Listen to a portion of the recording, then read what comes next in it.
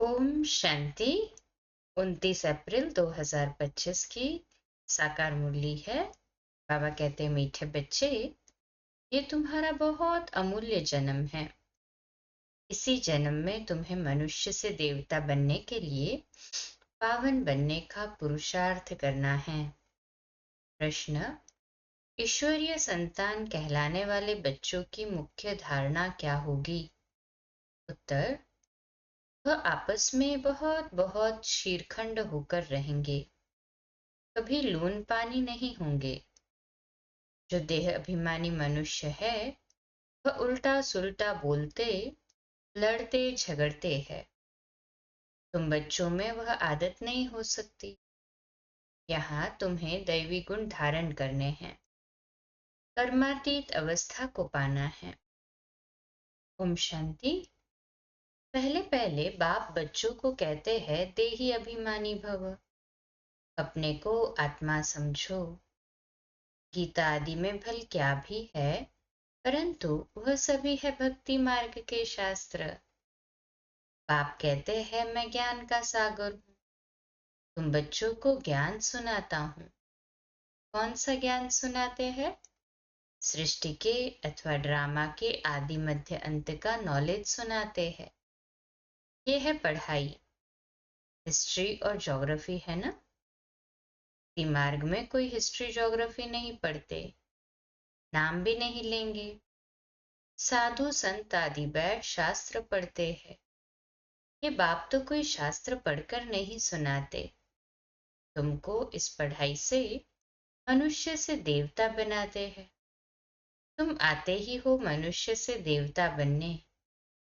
है वह भी मनुष्य, ये भी मनुष्य, परंतु ये बाप को बुलाते हैं कि हे पतित पावन आओ।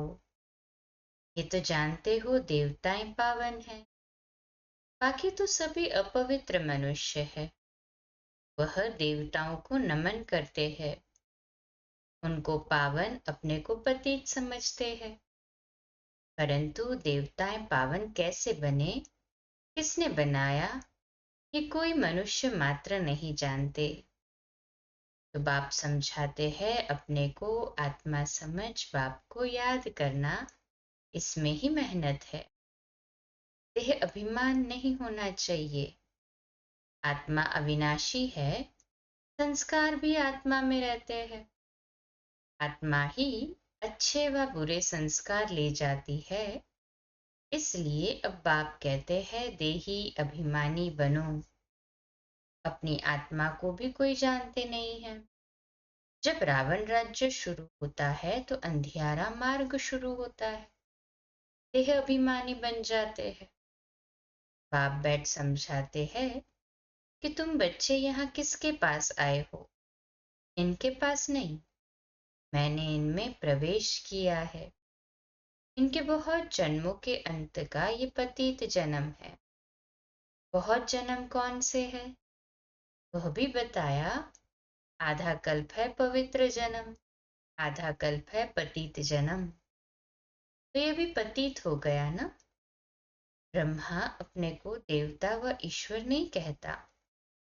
मनुष्य समझते हैं प्रजापिता ब्रह्मा देवता था, तब कहते हैं ब्रह्मा देवताय नमः।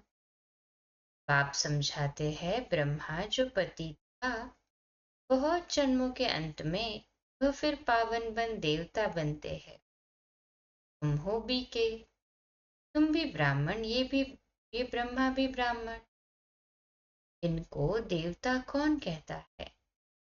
ब्रह्मा को ब्राह्मण कहा जाता है, न कि देवता। ये जब पवित्र बनते हैं तो भी ब्रह्मा को देवता नहीं कहेंगे। जब तक विष्णु अर्थात कि लक्ष्मी नारायण न बने तब तक देवता नहीं कहेंगे। तुम ब्राह्मण ब्राह्मणियां हो। ये सभी कहे, हाँ जी बाबा। तुमको पहले पहले शूद्र से ब्राह्मण, ब्राह्मण से देवता बनाता हूँ। ये तुम्हारा अमूल्य हीरे जैसा जन्म कहा जाता है। फल कर्म भोग तो होता ही है। तो अब बाप कहते हैं, अपने को आत्मा समझ मुझ बाप को याद करते रहो। ये प्रैक्टिस होगी तभी विकर्म विनाश होंगे। देहधारी समझा तो विकर्म विनाश नहीं होंगे। आत्मा ब्राह्मण नहीं है, शरीर साथ है तभी ब्राह्मण फिर देवता शूद्र आदि बनते हैं।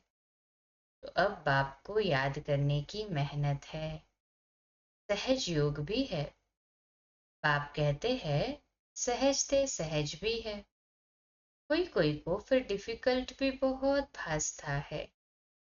घड़ी घड़ी देह अभिमान में आकर बाप को भूल जाते हैं। टाइम तो लगता है ना देही अभिमानी बनने में।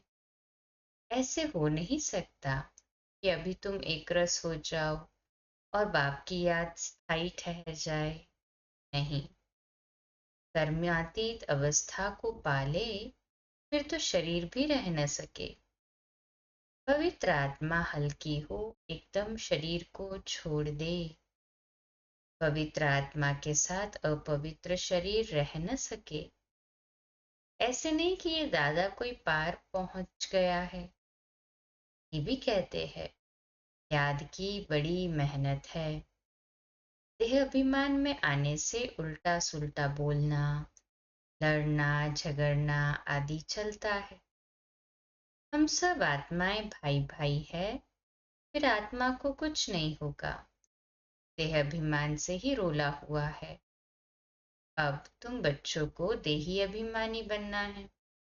जैसे देवता एक शीरखंड है, ऐसे तुम्हें भी आपस में बहुत शीरखंड होकर रहना चाहिए। तुम्हें कभी लून पानी नहीं होना है। जो देह अभिमानी मनुष्य है वह उल्टा सुल्टा बोलते लड़ते झगड़ते हैं। तुम बच्चों में वह आदत नहीं हो सकती। यहाँ तो तुमको देवता बनने के लिए दैवी गुण धारण करने हैं, कर्मातीत अवस्था को पाना है। जानते हो ये शरीर, ये दुनिया पुरानी तमो प्रधान है। पुरानी चीज से पुराने संबंध से नफरत करनी पड़ती है। देह अभिमान की बातों को छोड़ अपने को आत्मा समझ बाप को याद करना है, तो पाप विनाश होंगे। बहुत बच्चे याद में फेल होते हैं। ज्ञान समझाने में बड़े तीखे जाते हैं, परंतु याद की मेहनत बहुत बड़ी है, बड़ा इम्तिहान है। आधा कल्प के पुराने भक्ति समझ सकते हैं, में जो पीछे आए हैं वह इतना समझ नहीं सकेंगे। बाप इस शरीर में आकर कहते हैं मैं हर 5000 वर्ष बाद आता हूँ। मेरा ड्रामा में पार्ट है और मैं एक ही बार आता हूँ। ये वही संगम युग है। लड़ाई भी सामने खड़ी है। ये ड्रामा है ही 5000 वर्ष का। कलयुग की आयु अभी 40,000 वर्ष और हो। यदि कलयुग की आयु अभी और 40,000 वर्ष हो, पता नहीं क्या हो जाए। वो तो कहते हैं भल भगवान भी आ जाए तो भी हम शास्त्रों की राह नहीं छोड़ेंगे। ये भी पता नहीं है कि 40,000 वर्ष बाद कौन सा भगवान आएगा। कोई समझते कृष्ण भगवान आएगा। थोड़ा ही आगे चल तुम्हारा नाम बाला होगा, परंतु वह अवस्था होनी चाहिए। आपस में बहुत बहुत प्रेम होना चाहिए। तुम ईश्वरीय संतान हो ना, तुम खुदाई की मददगार गाए हुए हो। कहते हो हम बाबा के मददगार है, पतित भारत को पावन बना दें। बाबा कल्प कल्प हम आत्म अभिमानी बन आपकी श्रीमत पर योग बल से अपने विकर्म विनाश करते हैं। योग बल है साइलेंस बल। साइलेंस बल और साइंस बल, इसमें रात दिन का फर्क है। आगे चलकर तुमको बहुत साक्षात्कार होते रहेंगे। शुरू में कितने बच्चों ने साक्षात्कार किए, पार्ट बजाए, आज वह है नहीं, माया खा गई। योग में न रहने से माया खा जाती है। जबकि बच्चे जानते हैं भगवान हमको पढ़ाते हैं तो फिर कायदे से पढ़ना चाहिए, नहीं तो बहुत बहुत कम पद पाएंगे, सजाएं भी बहुत खाएंगे। गाते भी है ना, जन्म जन्मांतर की पापी। वहां अर्थात सतयुग में तो रावण का राज्य ही नहीं, स्वीकार का नाम भी कैसे हो सकता है। वह है ही संपूर्ण निर्विकारी राज्य। वह राम राज्य, ये है रावण राज्य। इस समय सब तमो प्रधान है। हर एक बच्चे को अपनी स्थिति की जांच करनी चाहिए कि हम बाप की याद में कितना समय रह सकते, दैवी गुण कहाँ तक धारण किए हैं। मुख्य बात अंदर देखना है, हमारे में कोई अवगुण तो नहीं है। हमारा खान पान कैसा है, सारे दिन में कोई फालतू बात व झूठ तो नहीं बोलते हैं। शरीर निर्वाह अर्थ भी झूठ आदि बोलना पड़ता है ना। फिर मनुष्य धर्माओं निकालते हैं तो पाप हल्का हो जाए। अच्छा कर्म करते हैं तो उसका भी रिटर्न मिलता है। कोई ने हॉस्पिटल बनवाया तो अगले जन्म में अच्छी हेल्थ मिलेगी। कॉलेज बनवाया तो अच्छा पढ़ेंगे। परंतु पाप का प्रायश्चित क्या है, उसके लिए फिर गंगा स्नान करने जाते। बाकी जो धन दान करते हैं उसका दूसरे जन्म में मिल जाता है, उसमें पाप कटने की तो बात ही नहीं रहती। वह होती है धन की लेन देन। ईश्वर अर्थ दिया, ईश्वर ने अल्पकाल के लिए दे दिया। यहाँ तो तुमको पावन बनना है, सिवाय बाप की याद के और कोई उपाय नहीं। पावन फिर पति दुनिया में थोड़े ही रहेंगे। वह ईश्वर अर्थ करते हैं इनडायरेक्ट। अभी तो ईश्वर कहते हैं, मैं सम्मुख आया हूँ पावन बनाने। मैं तो दाता हूँ, जो तुम देते हो तो मैं रिटर्न में देता हूँ। मैं थोड़े ही अपने पास रखूंगा। तुम बच्चों के लिए ही मकान आदि बनाए हैं। सन्यासी लोग तो अपने लिए बड़े बड़े महल आदि बनाते हैं। यहाँ शिव बाबा अपने लिए तो कुछ नहीं बनाते। कहते हैं इसका रिटर्न तुमको 21 जन्मों के लिए नई दुनिया में मिलेगा, क्योंकि तुम सम्मुख लेन देन करते हो। पैसा जो देते हो वह तुम्हारे ही काम लगता है। मार्ग में भी दाता हूँ, अभी भी दाता हूँ। वह है इनडायरेक्ट, ये है डायरेक्ट। बाबा तो कह देते हैं जो कुछ है उनसे जाकर सेंटर खोलो, औरों का कल्याण करो। मैं भी तो सेंटर खोलता हूँ ना, बच्चों का दिया हुआ है, बच्चों को ही मदद करता हूँ। मैं थोड़े ही अपने साथ पैसा ले आता हूँ। मैं तो आकर इनमें प्रवेश करता हूँ। बाबा ब्रह्मा के रथ में प्रवेश करते, इनके द्वारा कर्तव्य कराता हूँ। पक्का निश्चय है। हाँ जी बाबा। बाबा कहते मुझे तो स्वर्ग में आना नहीं है, ये सब तुम्हारे लिए है। मैं तो अभोक्ता हूँ, कुछ भी नहीं लेता हूँ। ऐसे भी नहीं कहता हूँ कि पाव पड़ो। हम तो तुम बच्चों का मोस्ट ओबीडियंट सर्वेंट हूँ, ये भी तुम जानते हो। वही माता पिता बंधु सखा सब कुछ है, तो भी निराकार है। तुम कोई गुरु को कब तुम्हें माता पिता नहीं कहेंगे। गुरु को गुरु, टीचर को टीचर कहेंगे, उनको माता पिता कहते हो। बाप कहते हैं मैं कल्प कल्प एक ही बार आता हूँ। तुम ही 12 मास बाद जयंती मनाते हो, परंतु शिव बाबा कब आया, क्या किया, किसको भी पता नहीं। ब्रह्मा विष्णु शंकर के भी ऑक्यूपेशन का पता नहीं, क्योंकि ऊपर में शिव का चित्र उड़ा दिया है। नहीं तो शिव बाबा करण करावनहार है, ब्रह्मा द्वारा कराते हैं। ये भी तुम बच्चे जानते हो। कैसे आकर प्रवेश कर और करके दिखाते हैं। गोया खुद कहते हैं तुम भी ऐसे करो। एक तो अच्छी रीति पढ़ो, बाप को याद करो, दैवी गुण धारण करो, जैसे इनकी आत्मा कहती है। ये भी कहते हैं मैं बाबा को याद करता हूँ। बाबा भी जैसे साथ में हैं, तुम्हारी बुद्धि में है। हम नई दुनिया के मालिक बनने वाले हैं, है ना। है हाँ जी बाबा। चाल चलन, खान पान आदि सब बदलना है। विकारों को छोड़ना है, सुधरना तो है। जैसे जैसे सुधरेंगे फिर शरीर छोड़ेंगे तो ऊंच कुल में जन्म लेंगे। नंबरवार कुल के भी होते हैं। यहाँ भी बहुत अच्छे अच्छे कुल होते हैं। 4-5 भाई आपस में इकट्ठे रहते हैं, कोई झगड़ा आदि नहीं होता है। अभी तुम बच्चे जानते हो, हम अमरलोक में जाते हैं, जहाँ काल नहीं खाता। डर की कोई बात नहीं। यहाँ तो दिन प्रतिदिन डर बढ़ता जाएगा, बाहर निकल नहीं सकेंगे। ये भी जानते हैं ये पढ़ाई कोटों में कोई ही पढ़ेंगे। कोई तो अच्छी रीति समझते हैं, लिखते भी है बहुत अच्छा। ऐसे बच्चे भी आएंगे जरूर। राजधानी तो स्थापन होनी है ना, बाकी थोड़ा टाइम बचा है। बाप उन पुरुषार्थी बच्चों की बहुत बहुत महिमा करते हैं जो याद की यात्रा में तीखी दौड़ी लगाने वाले हैं। मुख्य है याद की बात। इससे पुराने हिसाब किताब चुप तो होते हैं। कोई कोई बच्चे बाबा को लिखते हैं, बाबा हम इतने घंटे रोज याद करता हूँ। बाबा भी समझते ये बहुत पुरुषार्थी है।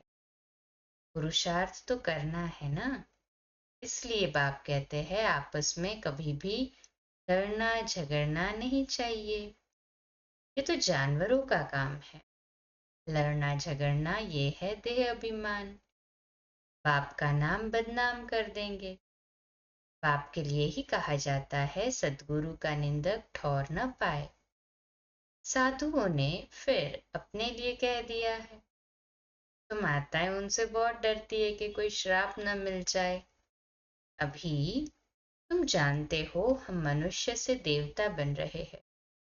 सच्ची सच्ची अमर कथा सुन रहे हैं।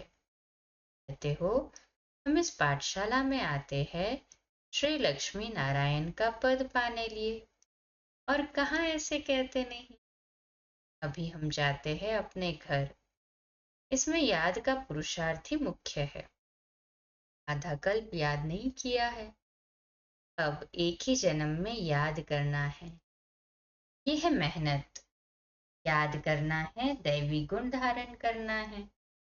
कोई पाप कर्म किया तो 100 गुना दंड पड़ जाएगा। पुरुषार्थ करना है, अपनी उन्नति करनी है। आत्मा ही शरीर द्वारा पढ़कर बैरिस्टर व सर्जन आदि बनती है ना। ये लक्ष्मी नारायण पद तो बहुत ऊंचा है ना। आगे चल तुमको साक्षात्कार बहुत होंगे। तुम हो सर्वोत्तम ब्राह्मण कुलभूषण स्वदर्शन चक्रधारी। कल्प पहले भी ये ज्ञान तुमको सुनाया था, फिर तुमको सुनाते हैं। तुम सुनकर पद पाते हो, फिर ये ज्ञान प्रायलोप हो जाता है। बाकी ये शास्त्र आदि सब है भक्ति मार्ग के। अच्छा, मीठे मीठे सिकिलदे बच्चों प्रति माता पिता बाप दादा का याद प्यार और गुड मॉर्निंग। रूहानी बाप की रूहानी बच्चों को नमस्ते। हम रूहानी बच्चों की रूहानी माता पिता बाप दादा को याद प्यार, गुड मॉर्निंग और नमस्ते। वाह बाबा वाह, शुक्रिया बाबा शुक्रिया। धारणा के लिए मुख्य सार। पहली पॉइंट, अंदर अपनी जांच करनी है। हम बाप की याद में कितना समय रहते हैं, दैवी गुण कहाँ तक धारण किए हैं, हमारे में कोई अवगुण तो नहीं है, हमारा खान पान चाल चलन रॉयल है, फालतू बातें तो नहीं करते, झूठ तो नहीं बोलते हैं। दूसरी पॉइंट, याद का चार्ट बनाने बढ़ाने के लिए अभ्यास करना है। हम सब आत्माएं भाई भाई है, देह अभिमान से दूर रहना है, अपनी एकरस स्थिति जमानी है, इसके लिए टाइम देना है। आज का मीठा वरदान, पांचों तत्वों और पांचों विकारों को अपना सेवाधारी बनाने वाले मायाजीत स्वराज्य अधिकारी भव। आज का सुमान, मैं मायाजीत स्वराज्य अधिकारी आत्मा हूँ। विश्लेषण। जैसे सतयुग में विश्व महाराजा व विश्व महारानी की राजाई रस को पीछे से दास दासियां उठाते हैं, ऐसे संगम युग पर अब बच्चे जब मायाजीत स्वराज्य अधिकारी बन टाइटल्स रूपी ड्रेस से सजे सजाए रहेंगे, तो ये 5 तत्व और 5 विकार आपकी ड्रेस को पीछे से उठाएंगे, अर्थात अधीन होकर चलेंगे। इसके लिए दृढ़ संकल्प की बेल्ट से टाइटल्स की ड्रेस को टाइट करो। भिन्न भिन्न ड्रेस और श्रृंगार के सेट से सज धज कर बाप के साथ रहो, तो ये विकार व तत्व परिवर्तन हो सहयोगी सेवाधारी हो जाएंगे। स्लोगन है, जिन गुणों व शक्तियों का वर्णन करते हो उनके अनुभव में खो जाओ। अनुभव ही सबसे बड़ी अथॉरिटी है। अव्यक्त इशारा कंबाइंड रूप की स्मृति से सदा विजयी बनने का। स्वयं को बाप के साथ कंबाइंड समझने से विनाशी साथी बनाने का संकल्प समाप्त हो जाएगा, क्योंकि सर्वशक्तिमान साथी है। जैसे सूर्य के आगे अंधकार ठहर नहीं सकता, वैसे सर्वशक्तिमान के आगे माया का कोई भी व्यर्थ संकल्प भी ठहर नहीं सकता। कोई भी दुश्मन वार करने के पहले अकेला बनाता है, इसलिए कभी अकेले नहीं बनो। अच्छा, कम बोलो, धीरे बोलो, मीठा बोलो, सत्य बोलो, सोच समझकर बोलो। निमित्त भाव, निर्माण भाव, निर्मल वाणी। आज का नया दिन आप सभी को मुबारक हो, मुबारक हो, मुबारक हो। शुभ दिवस। ओम शांति।